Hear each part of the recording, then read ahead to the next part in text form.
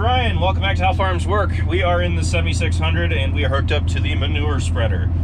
We just unhooked the 76 from the Easy Trail grain wagon, and we hooked it up to the spreader because we need to clean out the barn. The spreader has been full, and we've kind of been shimmying it around trying to fill it up. With all this rain that we've been getting, the barn has just been terribly humid, and the walkway even has just been damp. So therefore, all of the calves bedding has been damp as well. We've been going through a lot of straw, and it's time to get the barn cleaner all cleaned out. Now, the barn cleaner that we're using is an old relic from the dairy days back in the 80s. They were more popular back then, but you don't really see too many of these things anymore. Most people have gone to parlors and free stalls to handle their cattle. So essentially, the barn cleaner is just a giant chain with paddles that runs around the barn. When we go through and we clean off the bedding for the calves, we just scrape it into the gutter, and then we're putting it into the spreader. Now, we were a little bit worried about the fields being a little too wet, but we think that we can get out to put this onto the corn stalks out there without getting stuck or making any too big of ruts.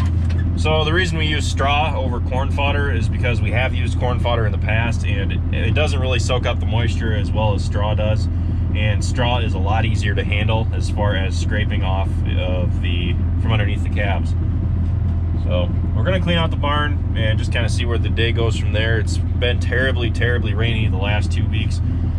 We've gotten countless inches of rain, and we've had more than 3 times of pretty bad flooding in the last few weeks, which during harvest flooding isn't typically something that we worry about, but this year has been a different year.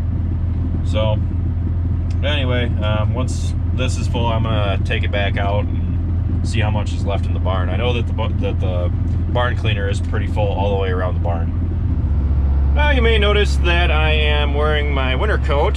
The current temperature is 46 degrees, but luckily the field, even though it was just raining yesterday, the field is relatively dry. And I say relatively dry is like a very vague term because it's still pretty darn wet. You may notice that this is one of the strips that I mowed with the rhino mower. We had intended to bale this up, but unfortunately the rain started, and it would have been fine if we got a little bit of rain, but then we got like 20 inches of rain and all of the stalks are pretty well beat down in the dirt. So we're just gonna spread the manure on this strip here, just beyond the machine shed, and we'll figure out some other ground to bale the stalks off of. We still got plenty of corn over here that we could bale up as well. So let's get started.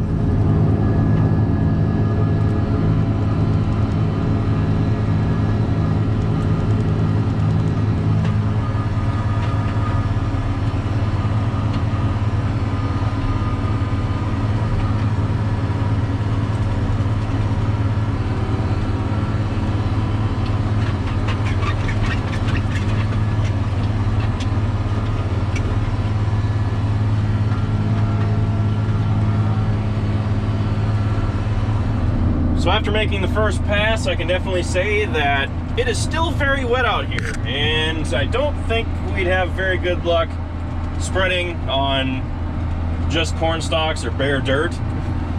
Looking at the soybeans, I can look out across the field and I can see spots where there's standing water where there shouldn't be standing water. So didn't really have any traction issues out here, but you can see that I was digging in a fair amount. So with that, let's head back and let's clean out the rest of the barn. You can see where the flood came through. Heck, most of the stalks over there are basically just flat up missing. They went down river.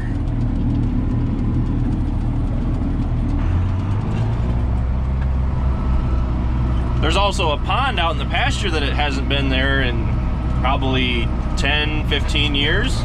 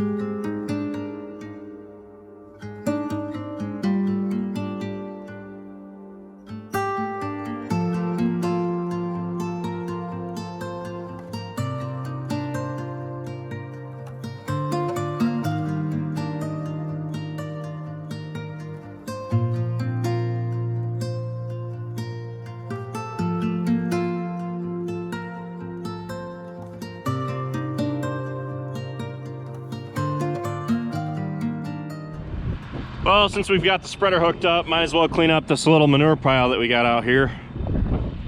Let's try to get the girls back out to the pasture.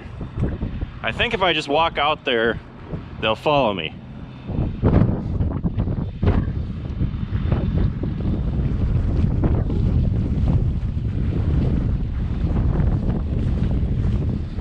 See, that's all it takes. You just gotta serenade them with your good looks, am I right? I gotta close this before they...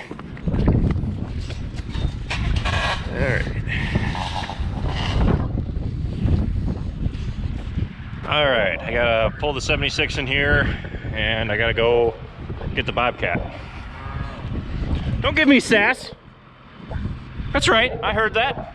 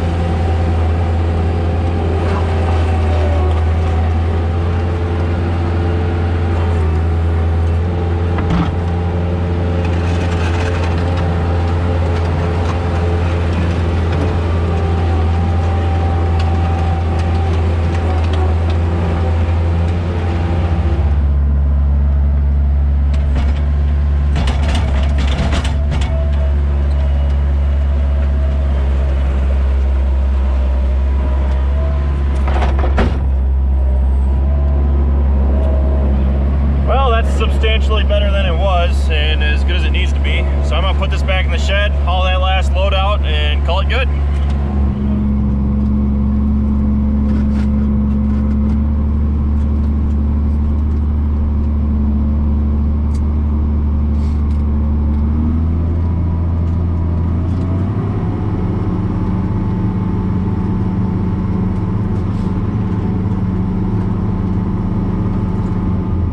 So before I go, I'd like to answer some of the questions that I had in a previous video, and one of the questions was, do we go through and do we test the nutrient content of the manure? And my answer to that is no. The reason being is because for the amount of manure that we go through, it wouldn't be very economical for us to do so.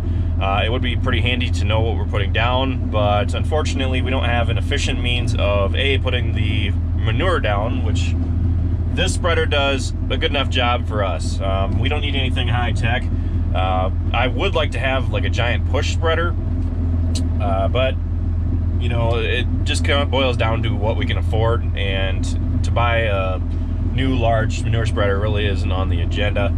So we just have to make use of this thing. And one of the reasons that you would want to test for the nutrient content in your manure would be in situations like if you are putting out a large amount of manure that is pretty consistent. So say you have like a milk parlor or a free stall that collects all of the manure into one location, you'll have more of a steady consistency of manure where testing it, you know, might come in handy, because then you can factor that into what you put down on your crops.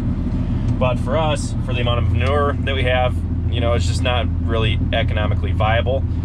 Typically what we do is pretty much just go through and spread and try to make it so it's just not quite thick enough where we can't go through and chisel plow it and work it into the ground, but it's quite so light where you can't even really see it out in the field. So here's what I did so far. This is just 4 loads. Now you'll be able to tell just by looking at those two different manure types. On the right we have more straw, and on the left we have more corn fodder, which is a lot of hay as well. So there's definitely different different nutrients in that manure, and it's going to be putting down different nutrients, so it wouldn't really make sense to go through and test, you know, just for 2 loads of manure. I'm not totally sure what it costs to test, but I know that it can be done, and it does get done on a lot of larger farms.